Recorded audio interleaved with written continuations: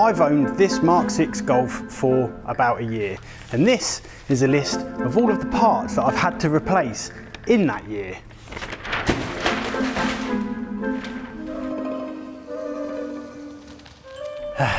And here is what is on said list. Body control module, 2 new tyres, EGR valve, second EGR valve this car's had because one already got replaced in a recall, front discs and pads, rear discs and pads, rear left caliper, front left caliper, dual mass flywheel, clutch, 1,722 headlight and brake bulbs because they keep blowing, new front wing, a new bonnet, a new under tray, exhaust temperature sensor. This list, quite frankly, is endless. And guess what? Yep, it's broken again. I can't quite believe it. I am really starting to wonder if this whole Volkswagen reliability thing is in fact a myth. So the issues that I'm having now, I'm pretty sure are some kind of suspension related. At low speeds, when you take off from a stop or go over bumps, you're getting like a ding ding ding ding ding ding ding ding ding ding ding ding. You know, like kind of metal on metal, ding ding ding ding. If you go over some bumps, you're getting a what else have we got? And then when you're going at any kind of speed, it sounds like there's something rotational. It's going. I'm going to put you on the floor now, and I'm just going to try the first noise. See if you can hear it. You might not hear it, to be fair, because the engine's going to be on. Do you hear it?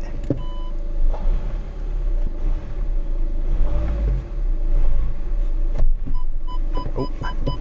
Okay, that's difficult. You're gonna have to just take my word for it. Let's jack it up and take a look underneath. Well, hello. So I'm pretty sure that I found the issue. Okay, so the big kind of number one issue is very much this drop link. You can see there, look, that boot has split, and so there's no grease in there. So everything that's happening in there in that anti-roll bar drop link, it's just pure metal on metal. And I bet you anything you like that is the main source of the clunking. Now, replacing a drop link isn't too bad of a job, actually. Usually, I can't believe I just actually said that out loud, curse myself. That's definitely one of my issues, and then I think I've found 2 other, fairly large issues. Spin around. And that's this lower suspension arm, specifically this bush at the back. If you can see in there, that is really quite perished. There's a crack that goes all the way through that rubber there. There's another one around there. And if I get a pry bar in there, can you see that moving? I'm hardly touching it. That's quite a lot of play. And it's the exact same story with that one over there. So it looks as though I'm going to need 2 lower suspension arms as well. And so I'm pretty sure it's those 2 issues that are going to be causing all of my kind of squeaking, my clanging noises, the juddering under braking. Everything else on here looks good. Like I said, the ball joints look all right. The tie rod ends are fine. These are new brakes, as I listed, in the intro to the video. We've had new pads and discs. They all look good. I can't see anything else in there. And you know what? I'm just thinking now, I've just remembered that when this car had its inspection last year, both of those lower suspension arms were flagged. So if I go on the government website, that was the inspection that I had done. And then the only advisories are near side front lower suspension arm, pin or bush worn, but not resulting in excessive movement, near side and offside. They're the only two advisories, but if you keep going down, you can see the inspection before that, the exact same. The inspection before that, the exact same. And that was it. So that's 2020. So really, we've had this issue for 3 or 4 years, this car. 4 years of excessive play in the bushings. I think this is the year they've finally gone bad. So they're going to need replacing anyway at some point. While I'm in there, I may as well do them now. So we need a trip to the parts store.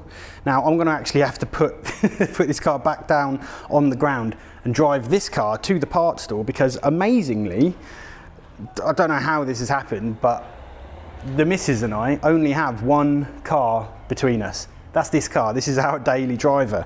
And I'm in this kind of scenario at the minute where she's actually having to drop me off at work. I think I've got 8 cars or something. This is the only one that works. I'm working on getting myself a daily driver. I'm actually hoping in the short term it's this, if you've seen the video on that. I've actually called ahead at the parts store. They do have those bits in stock, which is great news, so we're going to go and do that. But before I rush off there, what I want to do is I want to quickly scan this car just to see if there are any more faults. It makes sense to do it now before we go down there. I bet you anything you like that when I scan this car, there's going to be something wrong with it. I can just guarantee it. It's the most unlucky car I've ever had, ever. So I'm going to scan this car using this. This is a Carly scanner, and this paired with the app is going to give me manufacturer level diagnostics and lots of other cool features like coding and customizations. But before we dive into that kind of exciting stuff, let's just scan this car. Oh. So Carly are sponsoring this portion of the video. Let me just plug this in, connect it to my phone, and let it do its magic. Okay, so I'm all connected, and I'm just going to hit diagnostics here. Wait just a couple of moments really for this to scan the car. That was quick.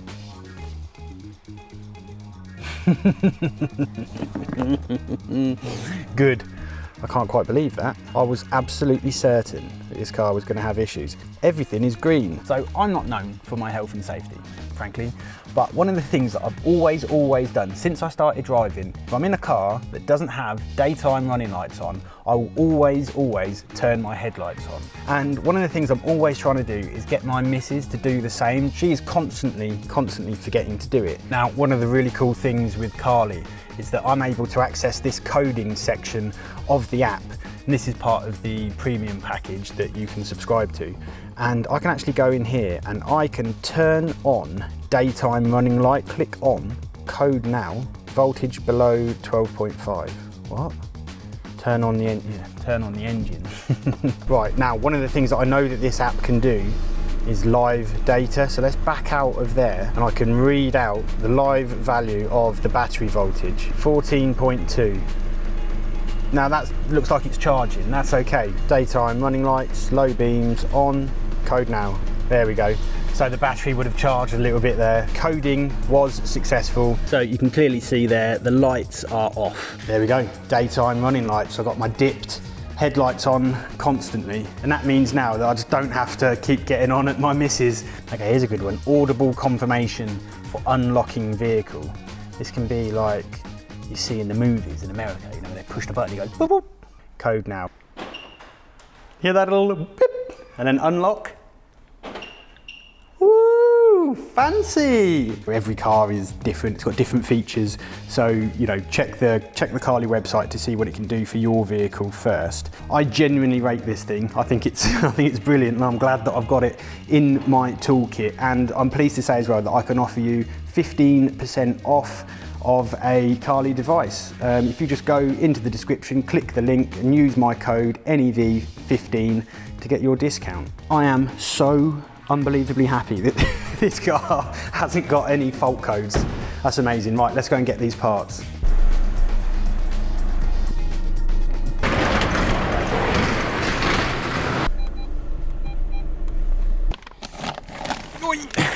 Okay, 2 suspension arms and a drop link. Let's get to it. So here's the thing with this car. When I bought this, I never thought that I was going to make any videos on this car whatsoever. This is now the third video on this car I've ever made.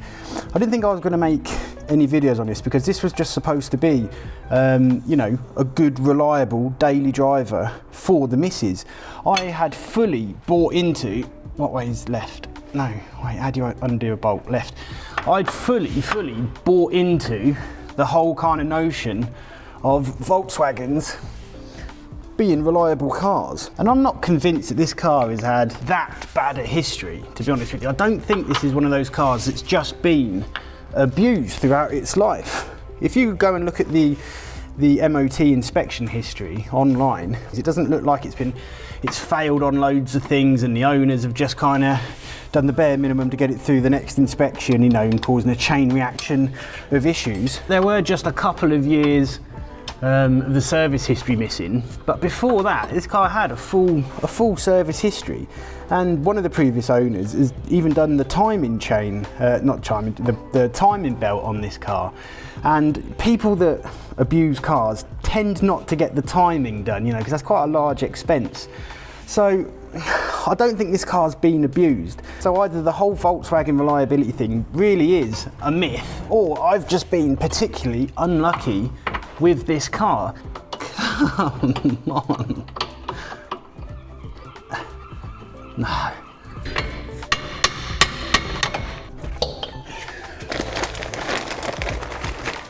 Okay, and to give you an idea of how much this bushing has worn, I mean, look, you can see that just like that. I mean, also the fact that it just kind of comes off. I don't think that's right. And then if you compare that to the new one, nothing. This is my favourite tool.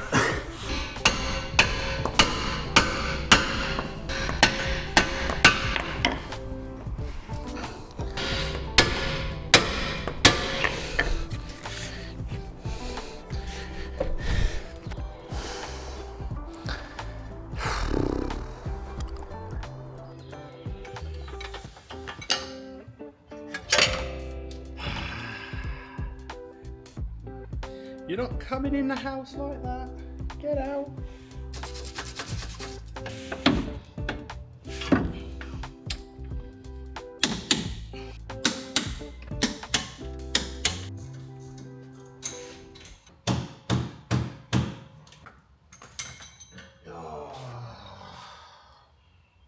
Yeah, look, you can see right there, that boot is off, ripped, no grease in there. New one. Okay, and there is the new anti-roll bar link installed. So that's this side of the car all done, to be honest with you. I mean, I have made a cracking a cracking mess, not only of the floor, of myself. And I know what a lot of you are thinking.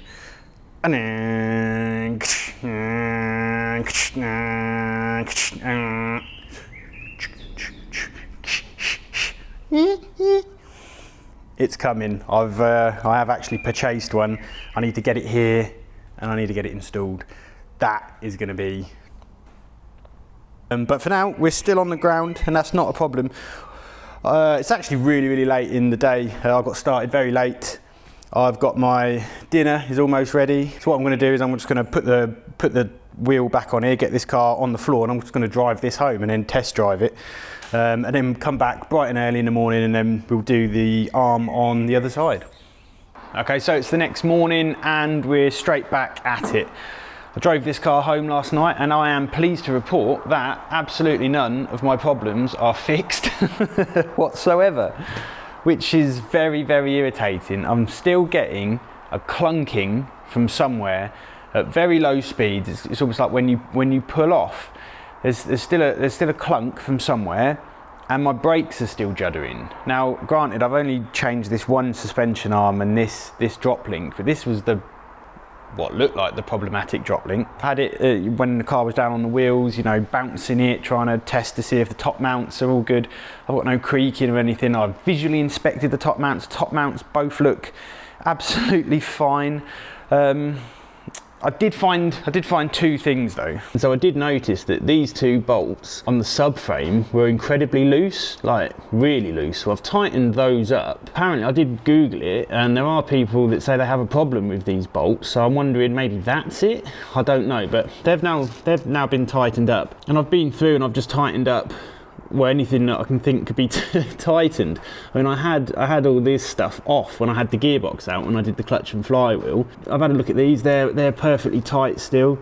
There's nothing there, so I'm just not sure. So what I'm going to do is I'm going to replace this lower suspension arm because I've got it, see if that makes any difference. And then in terms of my brake judder, I just don't know. What I'm really hoping it isn't is the discs being warped.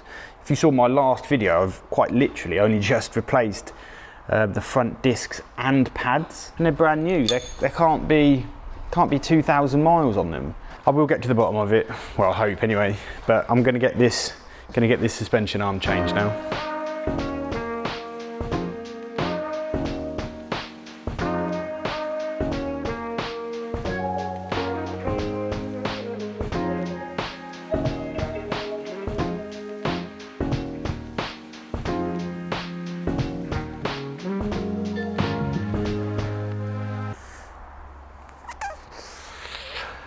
So that suspension arm now on the passenger side, that's all on, that's all jolly.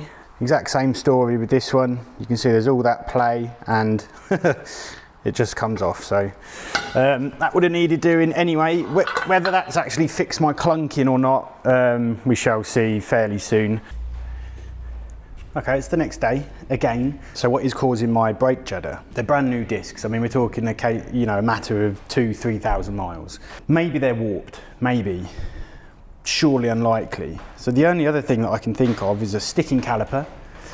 I've got no signs of a sticking caliper whatsoever. And then other than that, you can get brake judder if there's something preventing the disc from seating flat onto the hub. I'm sure it's this side. But I'll do it again on both sides and I'll just make sure that they're absolutely clean. I think I may have made an actual breakthrough. That looks kind of even, you know, there's kind of an even amount of, not wear, but just looks like that is seating on this wheel bearing, very nice and taut. Now on this driver's side, we have this lip. And you can see it's touching, where the dirt is, that's where this is actually touching the face of the wheel bearing. And when you look at the actual face of this wheel bearing, there's a very pronounced lip. So you can hear my fingernail on it. And again, on that side. So really the disc is only kind of touching there and there. And this lip is different. All the way around, like there's hardly any lip whatsoever, and then there's loads of lip. I did think that this screw that got stuck in there, maybe that's actually slightly protruding what was left of it. You can see that it's below the surface, so it's not that's poking out. I'm gonna go out really quickly, grab a new wheel bearing. There is a parts store within 5-minute walking distance from here, which is jolly, so I'm gonna pop out, grab that. Is there anything else I need? No, grab a new wheel bearing and we'll reconvene shortly.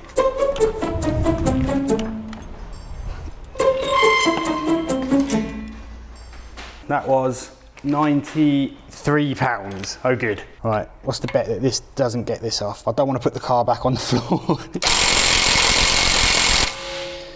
What a surprise.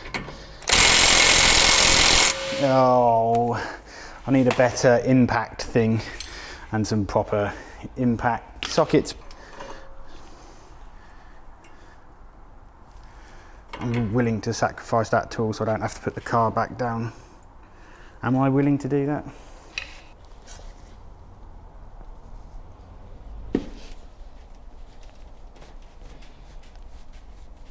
Oh yes!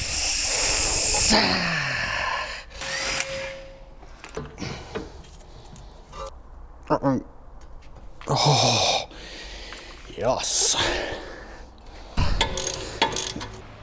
That's the fourth one. So now really this should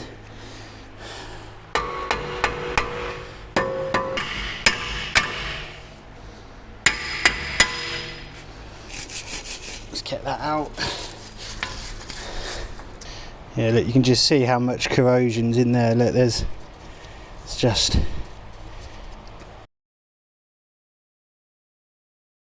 quite bad actually. There's quite the lip on this upright where the hub fits, so I'm just gonna just to remove the corrosion so that bearing sits flush.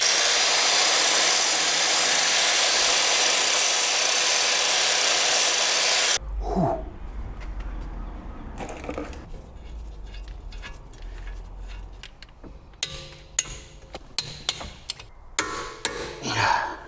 Okay, now you've got to go a further 90 degrees now the car is on the floor. Uh-oh. Uh-oh. Ow, my foot. Why did I put my foot there?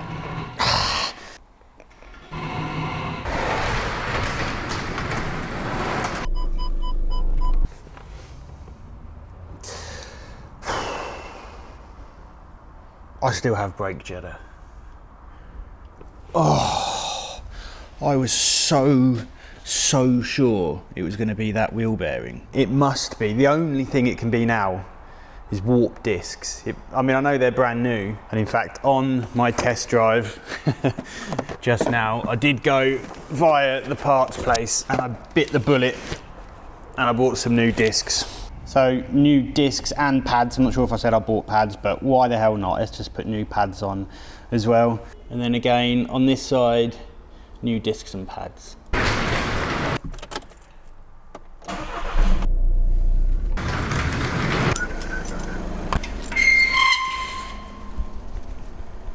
Yes!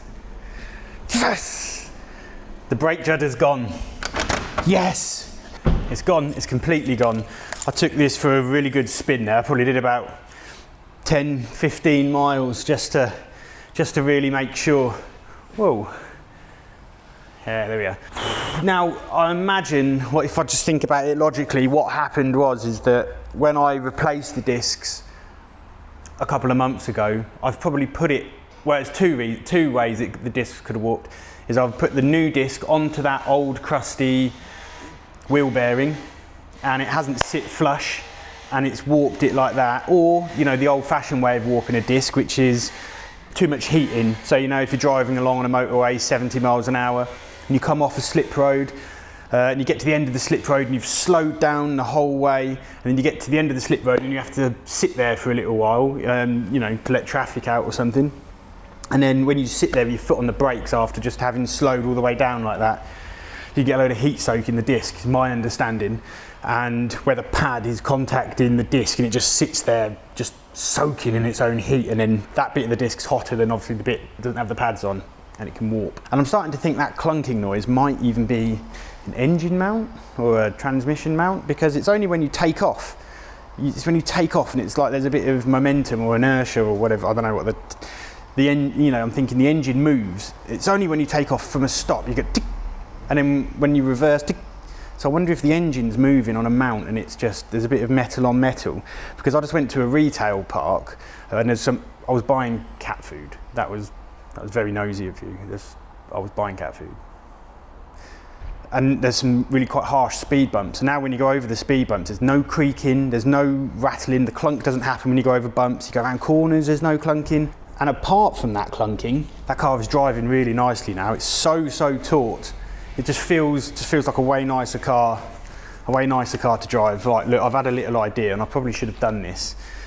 To begin with. So I don't have a fancy disc run out tool or anything, but just fairly crudely with a set of calipers there, I've just been around this disc. This is the front right. So just been around the disc measuring the thickness. 24.88, 24.87, 24.88, 24.87. That's all very, very close. But it's a different story. You get around to this part of the disc. 25.03, 25, 25, 25, 25.3, 25.37. So you don't need, I've just been reading up on it. Basically, it doesn't look like you need only like, you know, 0.01 mil or something, I don't know. And so I've just been reading up on it, and you only need a tiny amount of warping, you know, in millimetre terms, for a disc to actually be warped. So you can't really see it by eye, but when you measure it like that, those values, the jump from 24.86 to 25.37 very much looks as though this front right disc is warped. I just measured the front left disc, and it was very, very consistent. It was 24.86, so in line with the good bit on this disc, and it was the exact same all the way around. So that front right disc was warped. Things have escalated. I've removed this gubbins from this place, and look at this, look what I found.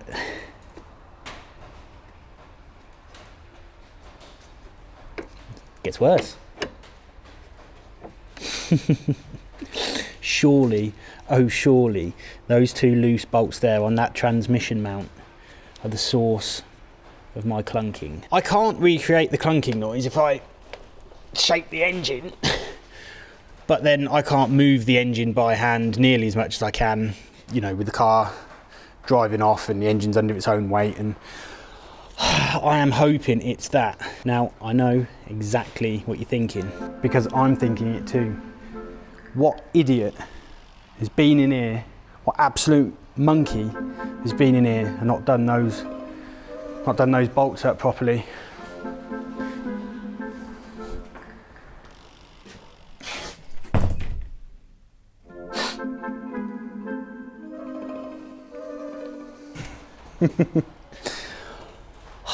What an oversight. What an absolute oversight. I just had to watch the old video of me replacing the gearbox. I just had to watch it back to see if in the video I'd said, or there was footage of me, you know, doing them up, because I vividly remember torquing bolts up. So that is completely on me. That I obviously hold my hands up, take full responsibility. I'm going to torque these bolts up now properly, for real, and I very much hope that that is my clunking. I mean, it's got to be. It has to be that. I mean, there's no way that those 2 massive bolts, that literally the only 2 bolts on this side that go into the gearbox, like, aren't doing anything. You live and you learn. You live and you learn. This is only going to take a test drive of a few yards to work out if that was my issue or not. If it's not my issue, then I'm closing the channel down immediately. Okay, here we go. You'll be able to tell straight away. Oh, yes. Oh yes. Yes, yes, yes. No, wait a sec. No, is that? Yeah, that's done. Yes.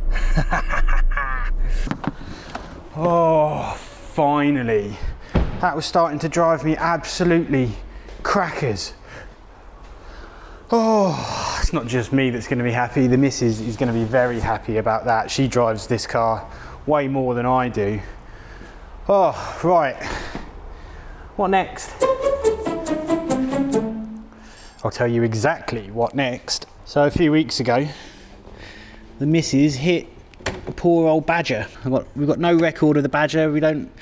It wasn't there a few minutes later, so I think the Badger just had an incredibly hard head, ran off into the bush, and probably had a headache for a little while, but that's a thing.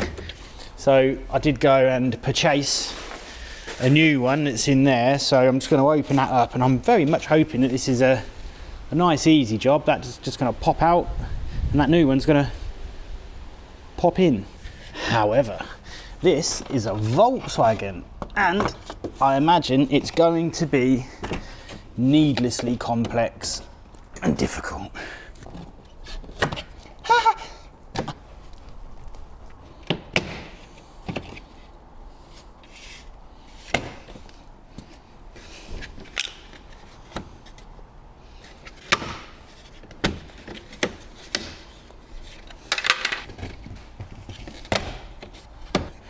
So this isn't obviously the official way of doing this.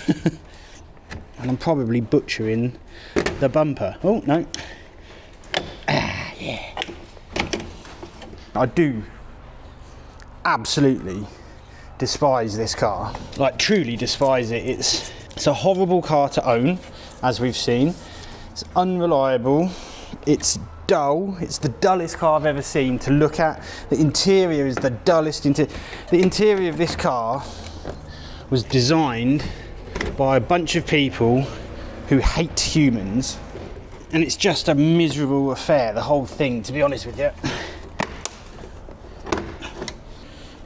And I actually cannot wait to get this car out of my life. I'm probably going to sell it fairly soon.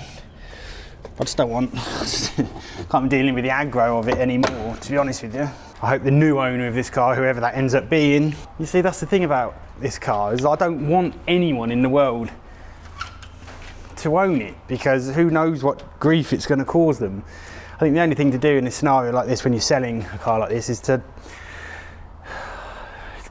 yeah, but do you let the owner know how horrible it's been, or do you just, it's that toss-up, isn't it, between do I tell him everything or do I just try and get the most amount of money? Yeah, I don't know. So the next thing I'd like to turn my attention to is this rear bumper. Let me just clean that dirt off. Just recently, these massive great scratches and marks all started appearing like magic on the bumper of this Golf. I mean, look at it. Can you see that? It's abysmal. And I bet there's loads of you right now who already know how those scratches got there, and it's got everything to do with the fact that we now have a pram in the boot. What I'm going to do right now is I'm just going to do a really quick impression of my missus taking the pram out of the boot.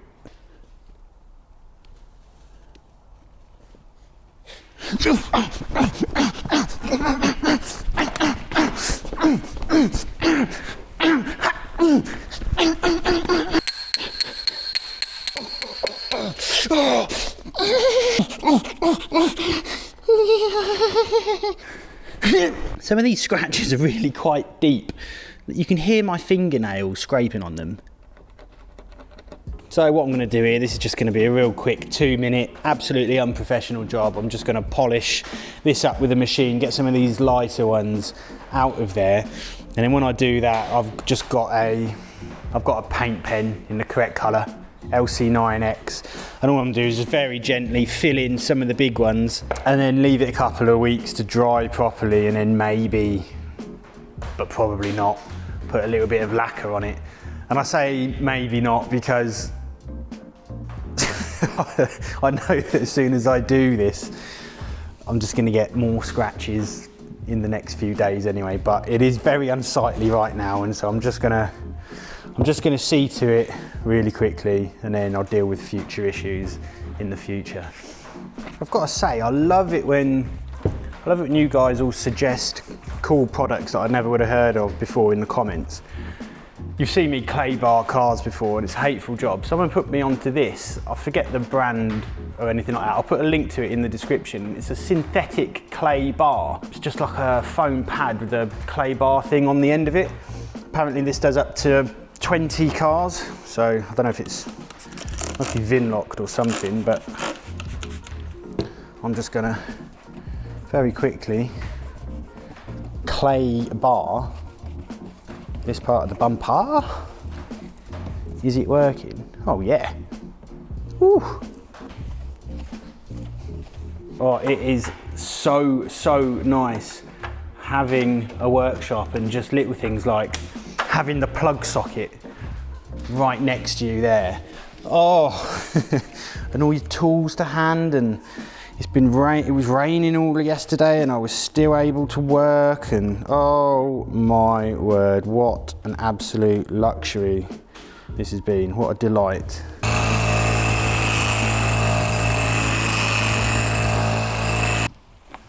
Yeah, that's not too bad. Right, let's just try filling that one in there. No, that one there. Where that one there and that one there, they're the two most egregious. Oh, and that one there. I've never used a paint pen before. This is probably going to go terribly wrong because this sort of work absolutely isn't my forte. So I'm just going to leave that now for a couple of weeks, and then I'll probably come back. I probably will sand it back, lacquer, polish. But now, right now, as I stand here looking at that, it's a million times better. It's not amazing, but neither is this car. So I've just noticed this just hanging off. I mean, that's just this car all over.